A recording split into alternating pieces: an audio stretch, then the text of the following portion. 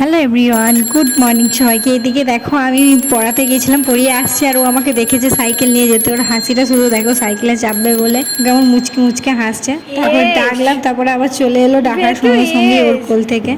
দিয়ে ওকে নিয়ে একটু বেড়ালাম। এখন ও কাউকেই চেনে না, না ওর মাকে চেনেন বা আমার বাড়ির কাউকে চেনে। ও কারোর কাছকে এই মুহূর্তে যাবে না। তারপর সন্ধ্যেবেলায় একটু রেডি হয়ে নিলাম। আর এই জামাটা আমি তৈরি করেছিলাম নিজের হাতে। এখানে আমি এসেছিলাম আমাদের গ্রামে কীর্তন শুনতে। কীর্তন হচ্ছিল আমাদের জ্যৈষ্ঠ মাসে 11 তারিখ থেকে হচ্ছে। আমি পরের দিনে গেছিলাম, প্রথম দিন যেতে পারিনি, জল ঝড় সেই কারণে। আর এদিকে গোপালকে আমি নিয়ে গেছিলাম, আর ও আমার কোলে বসে বসে গোপালকে কি করছে দেখো, গোপালের জামাটা ধরে টানছে, কখনো গোপালকে একবার করে ধরছে, হাঁপা খাচ্ছে, এইসবই করছে। গোপালের সাথে আবার প্রণাম করছিল গোপালকে। তারপরে এইসবই ওর বদমাইশি সারাদিন খুটখাট চলতেই থাকে। আর এই কটা দিন ক্লাসে যাওয়ার এত ব্যস্ততার মধ্যে যাচ্ছিলাম যে আমি কদিন ব্লগ ছাড়তেই পারিনি। এরপর থেকে চেষ্টা করব রেগুলার ব্লগ দেওয়ার। চলো দেখা হচ্ছে নেক্সট ব্লগে।